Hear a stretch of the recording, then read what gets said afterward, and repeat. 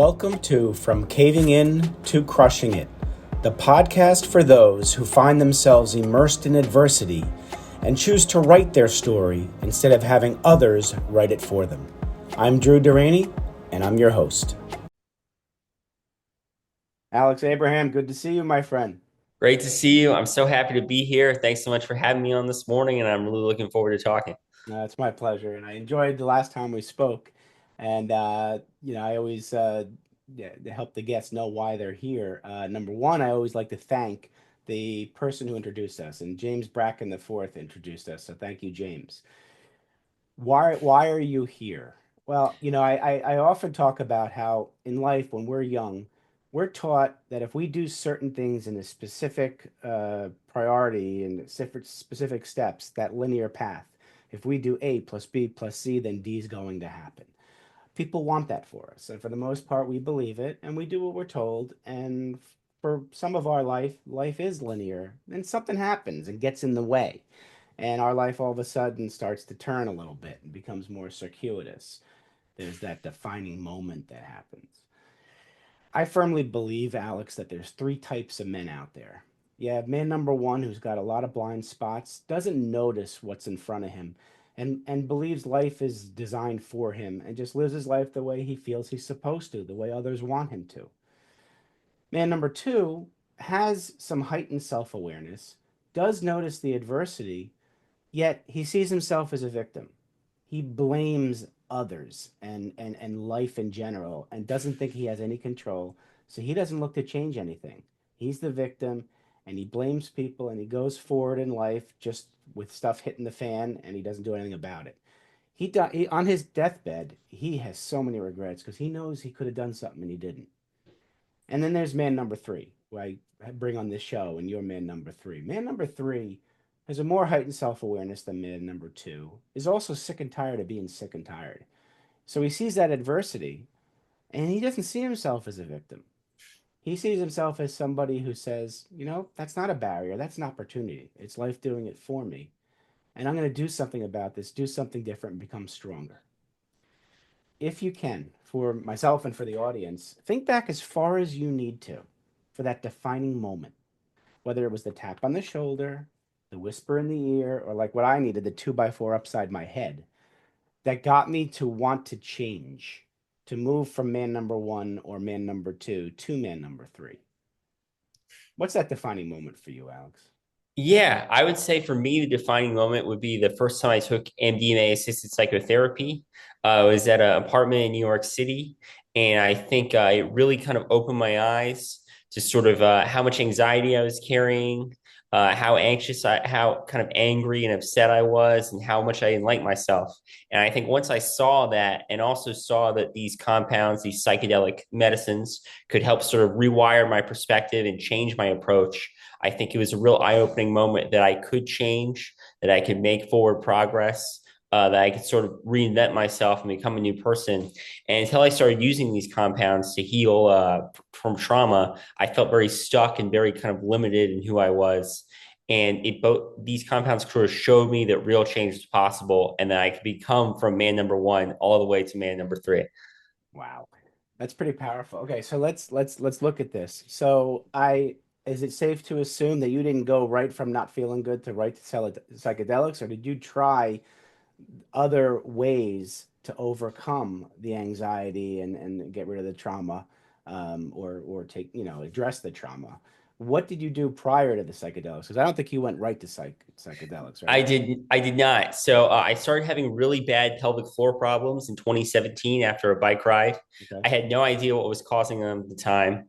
And so I started seeing all these Western doctors, and they are all like, this is all in your head. Like they did some very invasive procedures like Botox and just sort of other things. And really, my pelvic floor was like a clenched fist. It was like very uncomfortable and very tight. And it was hurting my ability to go to the bathroom. It was frankly hurting my ability to get an erection. And it Hmm. was just very uncomfortable and very upsetting. And I spent years like this. And I truly had no idea what was wrong.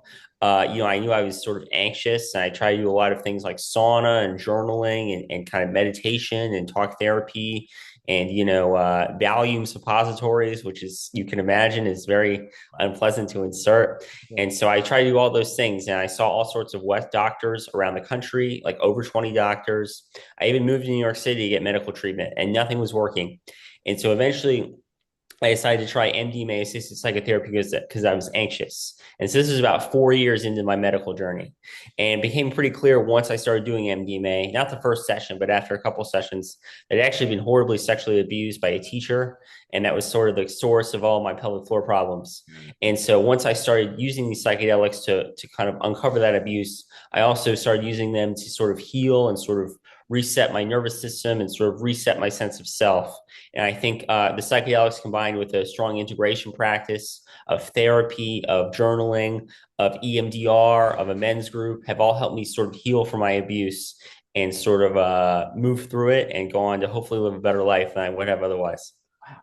So it's interesting that it seems like the bicycle accident was like the trigger to the pelvic floor, even though it wasn't the root cause. So quite possibly the trauma of the sexual abuse was the root cause, but it took something like the bike ride to start having you feel physical pain. Is that potentially? That's correct. I had no idea I'd been abused until I started doing psychedelics. Mhm. I'd have a lot of trouble with sex.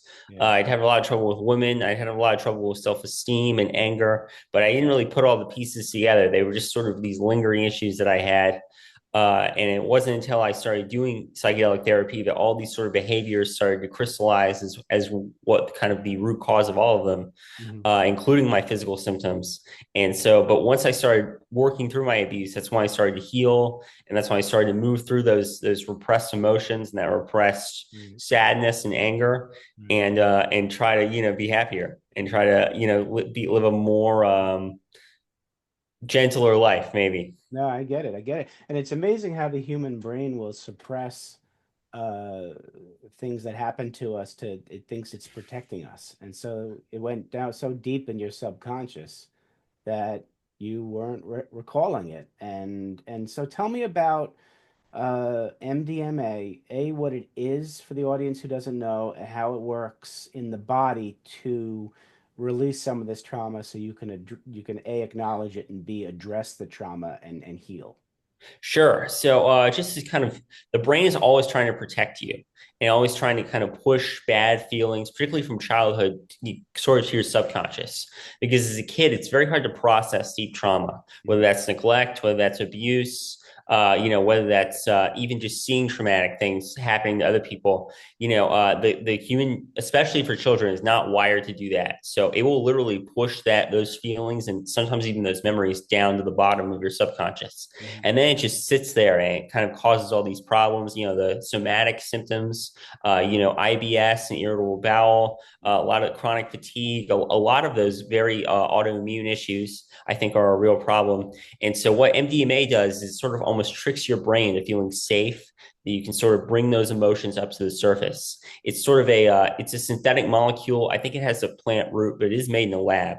But Okay. when you put it with an eye mask and sort of music, particularly in the right set and setting, it can really make your brain feel safe enough to kind of have that trauma come to the surface. Mhm. And then you can move through it, whether that's screaming, whether that's crying, whether that's literally your body shaking it out, like almost like an animal would after trauma. And I've done all those things or make animal noises, frankly, Mhm. that sound inhuman, but that is literally, stored trauma coming out of your body. Right. And I think once that comes out, you can sort of like I used to have a really frozen right shoulder, and now my right shoulder it's still a little tight, but it's much better now. Like I couldn't raise it over my head, Hmm. and now I easily can. So things like that, because it literally that stored process trauma can be let go of. Yeah, now, hearing that from you, I mean, I've been doing a lot of research on why we have physical ailments, and I read that about 85% of our physical ailments are due to unaddressed internal stress. A lot because what you said, the subconscious gets, the trauma gets buried in the subconscious and we don't address it. And the body finally tries to tell you physically something's going on. And, and we all try the Western medicine and it works for some people. I'm glad you had found that opportunity to utilize the psychedelics. How did you learn about what was available out there as far as the MDMA. How do you get educated on that? Sure. I think I linked to some resources in my book, Trauma and Ecstasy, but I think Tim Ferriss, the podcaster, has been real trailblazer on this. He Mhm, was also unfortunately sexually abused, and there's a lot of resources on his website. mhm, Another writer, Tucker Max, has a lot of psychedelic resources on his website. And mhm. I think those two people in particular really helped open my eyes to these compounds and this therapy. And then another book I would recommend is called A Dose of Hope by Dr. Dan Engel. And that talks all about psychedelic medicine, MDMA therapy. And I think is a really good resource as well. So I would say those three are some of the best resources for me and kind of ways I was able to learn and educate myself about these compounds and sort of their potential and the downsides and the upsides and how they work, and really gave me a 360 view of psychedelic medicine. Wow, that's wonderful. So after you utilize the MDMA and the psychotherapy when you were in the city, after that, how did you how have you been able to maintain your strength? Do you have to keep going back for MDMA, or are there tools and tips to maintain or to enhance and thrive? So we're almost exactly at the 4 year mark of my first ever psychedelic MDMA session. Mhm. And so since then, I've done about 20 psychedelic sessions Okay. of MDMA, assisted psychotherapy, psilocybin, a little bit of LSD and MDMA combined, and a little bit of the plant ayahuasca.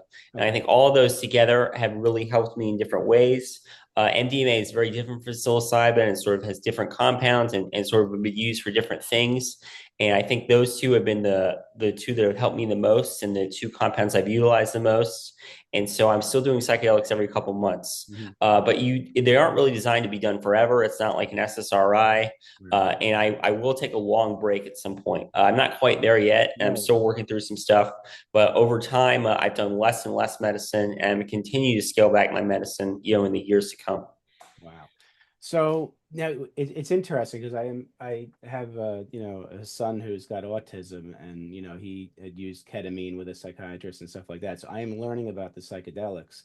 The cost of these, since they're not covered by insurance yet, and I hope they will be someday, how does one maintain financial stability and it's necessary. It's your medicine. How do you balance that? Because we're struggling on our end with that. Yeah, I'm gonna be honest. My parents they had some issues, and obviously I was serially sexually abused by a teacher that they trusted, but they had been helping me financially to cover some of these costs. And then I was lucky to make some good investments in some speculative assets that have gone well.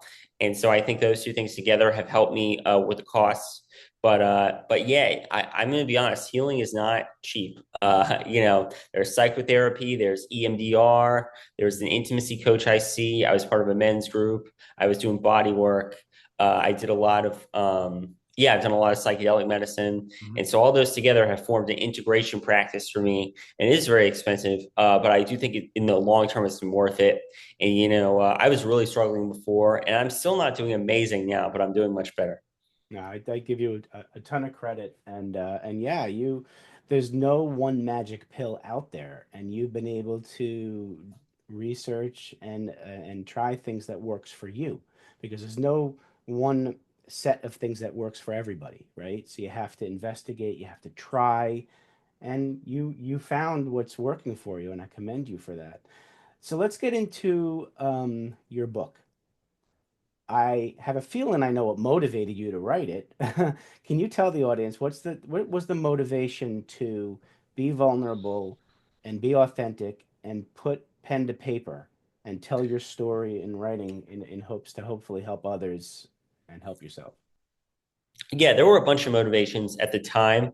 I think some of them have turned out better than others. Mhm. But initially, I wanted to kind of, I think, as a healing modality for me to write the book and kind of put it all down on paper to help other people and sort of help people that are looking to heal from childhood sexual abuse or other forms of trauma and sort of create almost like a guide or sort of list about how I did it, and maybe they can take things from my journey and incorporate them into their own journey. I think, raising the alarm about my abuser, because unfortunately he's still in the school now. I did go to the police and I did go to my school system and it was unsuccessful. And so the hope was that writing the book could help bring awareness to his activity.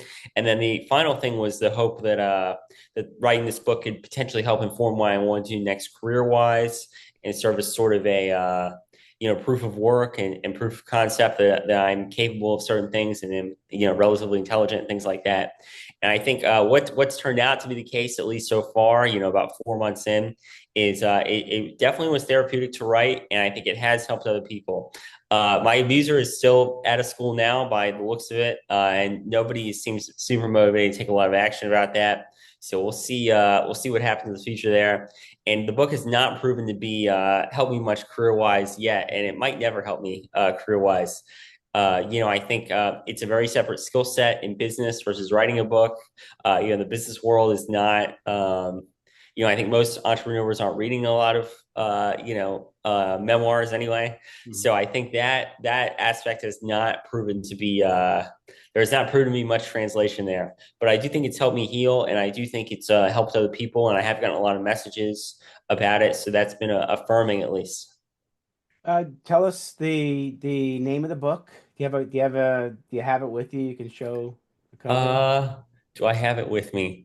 I have a bunch of copies in my car. I'd have to look. I don't think I have That's all right. one in the apartment, but That's all right. I'll put it up on the show notes. But tell people yeah. what the name of the book is. The book is called Trauma and Ecstasy. It's about how psychedelics made my life worth living. Mhm. And yeah, it came out in December. And yeah, I'm proud of how it's going.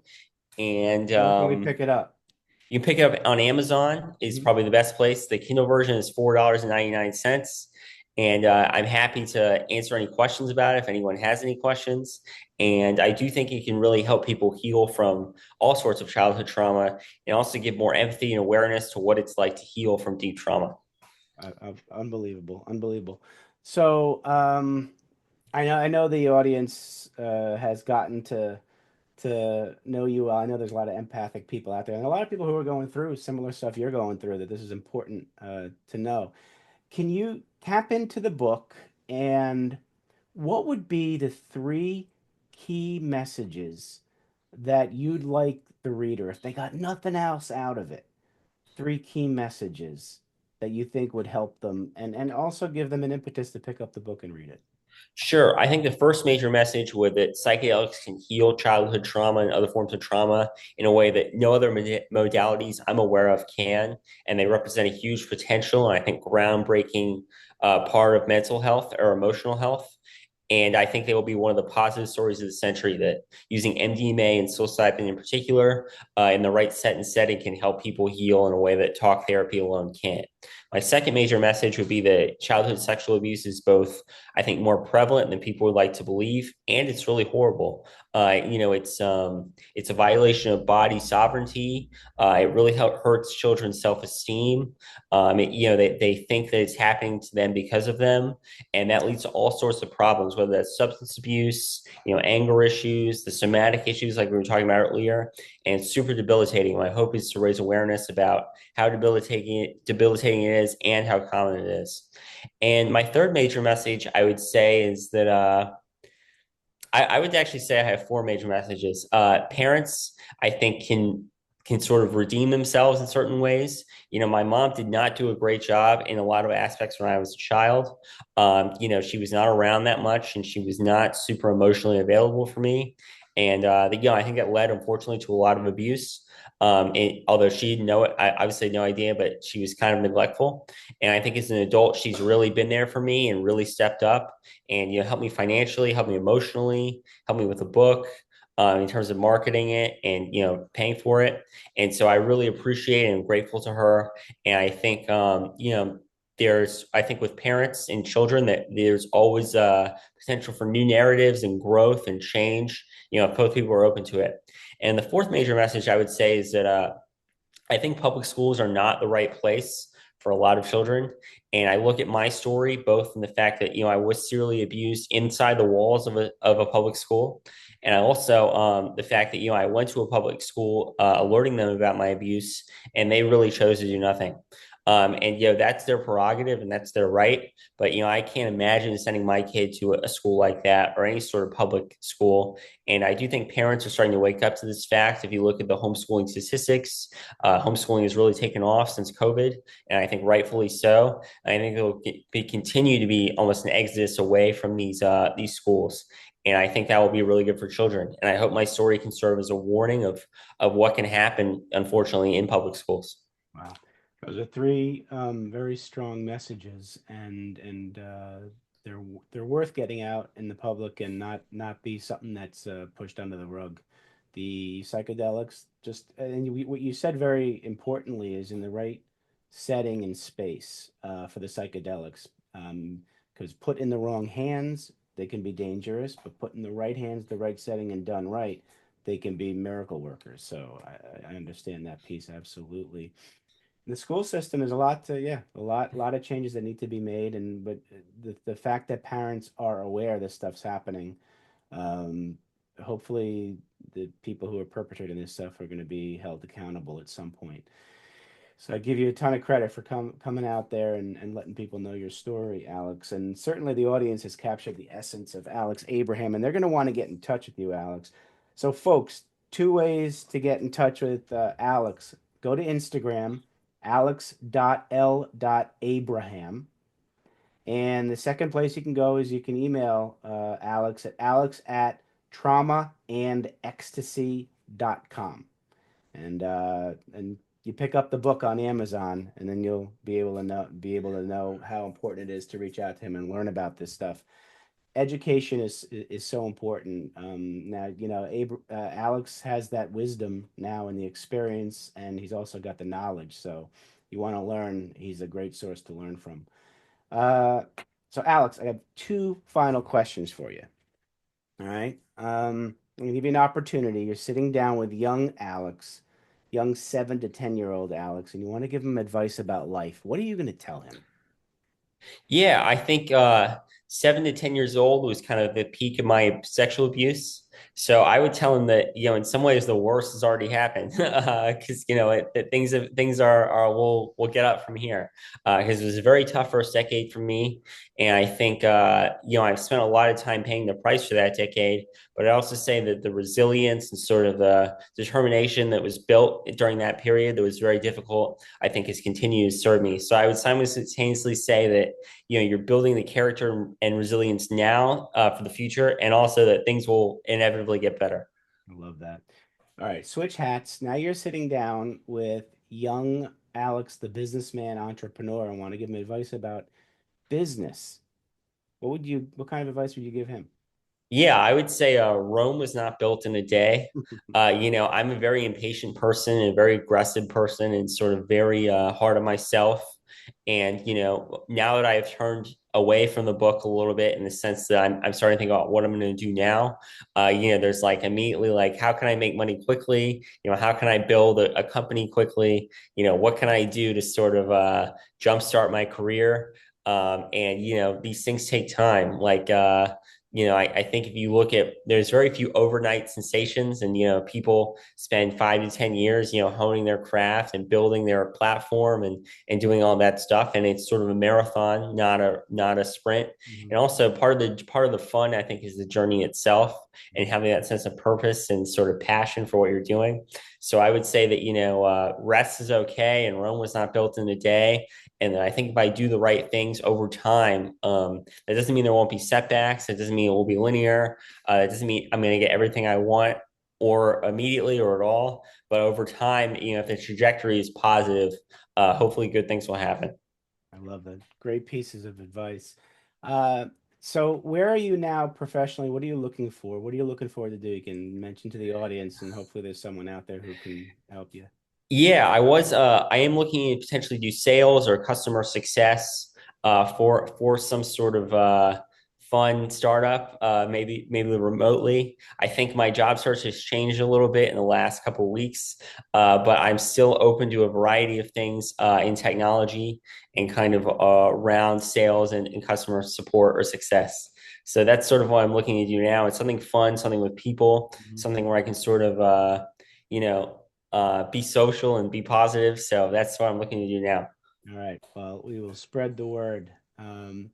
Alex, I want to thank you for coming on. I want to thank you for being who you are and sharing your story because most of us keep our issues within, and sharing our story, can help us heal from within and also help others heal too. So I thank you for being who you are and doing what you're doing, and I wish you the best success in the future. And thanks. Thank you for coming into my life, my friend. Thank you, Drew. I'm so grateful to be here. All right. Everybody out there, please take care of yourselves. Thanks so much for listening. If you enjoyed the episode, please subscribe and give us a review to help others find it. I'd like you to answer this question. Are you living the life you want to live, or are you living the life others want you to live? I'd like you to think about that for a second, because I strongly suggest you live the life you want to live. If you want to learn more about what I stand for and my services and how I'm able to help many men get out of their own way, please go to my website at www.profitcompassion.com. Feel free to also email me at drew@profitcompassion.com. I'd love to have a conversation with you. Take care of yourself and choose to write your own story instead of letting others write it for you.